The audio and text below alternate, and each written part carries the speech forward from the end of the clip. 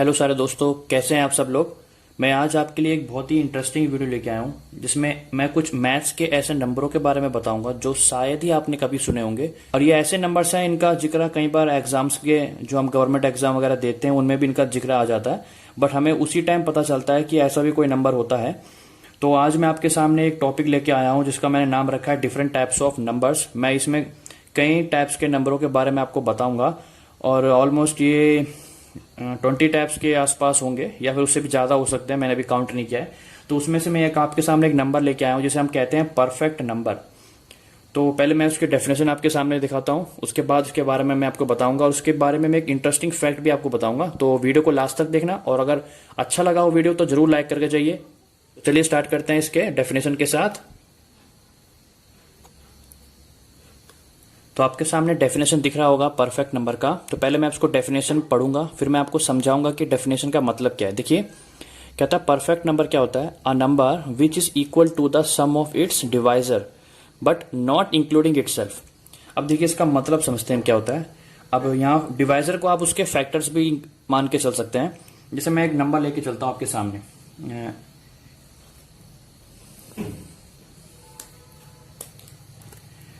तो मैं आपके सामने एक नंबर लेके चलता हूं दैट इज 6। अब मैंने 6 ही क्यों चूज किया है, क्योंकि 6 एक परफेक्ट नंबर है। मैं आपको करके दिखाऊंगा तो आपको समझ में आ जाएगा कि 6 परफेक्ट नंबर कैसे है। देखिए, अब मैं आपसे कहता हूं 6 के फैक्टर्स ढूंढे। अब फैक्टर का मतलब आपको नहीं पता हो तो ऐसे नंबर्स ढूंढो जिसकी टेबल में आपको 6 मिलता हो। सिंपल। तो 1 एक ऐसा नंबर है, 2 एक नंबर है, 3 एक ऐसा नंबर है और शायद उसके बाद 6 एक ऐसा नंबर होगा। और इसके बावजूद ज्यादा तो आप हो ही नहीं सकता, और 6 के बाद तो हो ही नहीं सकता। तो देखिए इसमें कहता है a number which is equal to the sum of its divisor. देखिए यहाँ पे जो 1, 2, 3 एंड 6 है ये इसके डिवाइजर कह लो या फिर इसके फैक्टर्स कह लो। डिवाइजर का मतलब क्योंकि इन नंबरों से आप 6 को डिवाइड कर सकते हो। अब देखिए इसमें क्या कहता है, इनके जो फैक्टर्स हैं इनको अगर आप सम करते हो तो ये इक्वल आना चाहिए इसी नंबर के जो कि हमारे पास गिवन है दैट इज 6। बट इसने एक चीज बोली है कि नॉट इंक्लूडिंग इटसेल्फ, मतलब ये इसके फैक्टर्स में अगर वो नंबर खुद आता हो तो उस नंबर को इंक्लूड नहीं करेंगे। दैट मीन्स यहाँ पे जो 6 है, यहाँ 6 को हम इंक्लूड नहीं करेंगे। बाकी बचे जो नंबर, ये 3 नंबर हैं, इन नंबरों को अगर हम सम करते हैं, देखिए क्या होगा, 1 + 2 + 3 विच इज इक्वल्स टू 6। और इसी कंडीशन की वजह से ये 6 है, ये जो नंबर हमारा 6 है, ये क्या कहलाएगा, आपका एक परफेक्ट नंबर कहलाएगा। तो मैं आपके सामने एक और एग्जांपल लेता हूं दैट इज 28। देखिए इसके फैक्टर बनाते हैं या फिर डिवाइजर बनाइए, या फिर ऐसा समझिए कि ऐसे नंबरों को लिखना है जिसकी टेबल में आपको 28 मिलता हो। तो देखिए 1 होगा, 2 की टेबल में मिल जाएगा आपको, 3 की टेबल में तो नहीं मिलेगा, 4 की टेबल में मिल जाएगा आपको, 5, 6, 7 की टेबल में मिल जाएगा, और 8, 9, 10 में नहीं मिलेगा, 11, 12, 13 नहीं, 14 में मिल जाएगा, 14 2 जा, और 14 से लेके इसके बाद आपको सीधा ये 17 सीधा आपको 28 पे ही मिलेगा, क्योंकि इसके बीच में कोई भी नंबर इसका डिवाइजर नहीं होगा। तो हमने क्या किया, 28 के डिवाइजर लिख लिए, या फिर ऐसा माने कि 28 के फैक्टर्स हमने लिख दिए। अब देखो इसमें से 28 को छोड़ना है हमें, क्योंकि ये खुद ही हो गया तो इसको तो इंक्लूड हम करते ही नहीं है। तो इन नंबरों को आप ऐड करके देखो, ये सारे नंबर्स हैं जो, इन नंबरों को हम ऐड करके देखते हैं। चलिए क्या होगा देखते हैं, 1 प्लस में 2 प्लस में 4 प्लस 7 प्लस में 14, तो ये हो गया 7, 3, 7, 10, 14 प्लस 14, हमारे पास क्या रिजल्ट मिला, 28 मिला। तो चलिए अब ये देखते हैं कि हम ये परफेक्ट नंबर ढूंढे तो कैसे ढूंढे, मीन्स कैसे पता लगाए। कोई मेथड हो, कोई फॉर्मूला हो, तो हमारे पास इसका एक फॉर्मूला होता है जिस फॉर्मूले का आप यूज करके कोई परफेक्ट नंबर ढूंढ सकते हैं। तो मैं आपको ये फॉर्मूला बताता हूँ। ये फॉर्मूला है हमारे पास, 2n की पावर -1 को मल्टीप्लाई किया जाए 2 की पावर n और बेस में होगा -1। ऑलमोस्ट सिमिलर ही है। देखिए यहाँ पे क्या है, रीड करते टाइम ऐसे लगता है कि एक ही चीज है, 2 की पावर n-1 मल्टीप्लाई में 2 की पावर n, बट बेस में -1 है।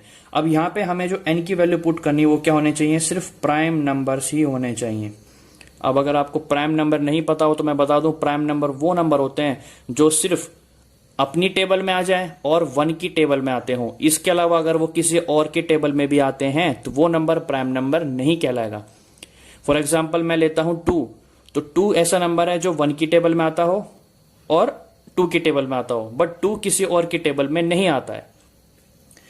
तो 2 क्या कहलाएगा हमारा, प्राइम नंबर कहलाएगा। 3 भी सेम यही प्रॉपर्टी शो करता है, बट कहीं देखिए 4 प्राइम नंबर नहीं है। क्यों?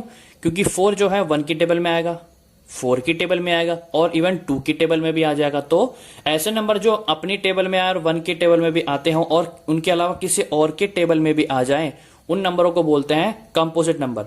और सिंपल बताएं तो वो नंबर जो प्राइम नंबर नहीं है क्या कहलाते हैं, अपना कंपोजिट नंबर। चलिए ये तो हो गए प्राइम के बारे में बात थोड़ी सी, और कंपोजिट के बारे में वापस आते हैं इस फॉर्मूले पे। तो देखिए इस फॉर्मूले के बारे में कुछ इंटरेस्टिंग बातें हैं। देखिए 1957 में एक स्वीडिश मशीन थी जिसका यूज किया गया परफेक्ट नंबर फाइंड आउट करने के लिए। तो उन्होंने एक लार्ज वैल्यू लिया, तो उस टाइम उन्होंने क्या किया, एन की वैल्यू एक लार्ज प्राइम नंबर लिया जो कि था 4253 एंड 4423, और ये दोनों नंबर क्या थे, प्राइम नंबर थे। तो स्टार्टिंग में तो उस दौरान क्या किया गया, ये प्राइम नंबरों का यूज किया गया एन की वैल्यू। अब जरा सोच के देखिए कितनी लार्ज वैल्यू है, और ये तो बल्कि पावर में जाएगा और ये 2 की पावर बनेंगे तो कितनी लार्ज वैल्यू बन के आएगी। तो उस टाइम जो नॉन परफेक्ट नंबर निकल के आया था, वो नंबर तो मैं नहीं लिख के दिखा सकता, क्योंकि उसका कारण है, क्योंकि उस नंबर को लिखते टाइम 2663 डिजिट्स का यूज किया गया था, and that's a very large number. और उसके बाद फिर दोबारा 1969 के टाइम पे एन की वैल्यू और लार्ज पुट की गई जो कि थी 11213। 1969 पे उन्होंने क्या किया, एन की वैल्यू ये पुट करी, और उसके बाद उन्होंने एक लार्ज नंबर ढूंढा, एक लार्ज परफेक्ट नंबर ढूंढा। फिर थर्ड टाइम क्या हुआ गया, जब ये 2 कोशिशें पूरी हो गई थी, उसके बाद तीसरी कोशिश भी की गई, जब एन की वैल्यू इन्होंने 19936 दैट मीन्स 19936 एक प्राइम नंबर उठाया उन्होंने, और ये नंबर उन्होंने क्या किया, इस फॉर्मूले में पुट किया। तो जरा सोच के देखिए, ये 2 की पावर है तो कितनी बड़ी वैल्यू आई होगी, ये सोच के देखिए। और इसका जो डिजिट बन के आए थे, इस नंबर का जो टोटल नंबर और डिजिट जब काउंट किए गए, वो बने थे 12003। तो आशा करता हूँ आज का ये वीडियो आपको अच्छा लगा होगा, आपने कुछ नया चीज सीखा होगा। अगर आपको मेरे वीडियो के कंटेंट अच्छे लगते हो तो लाइक सब्सक्राइब जरूर करें। एंड तब तक के लिए दोस्तों टेक केयर, गुड बाय, और मिलते हैं अपने नेक्स्ट वीडियो में।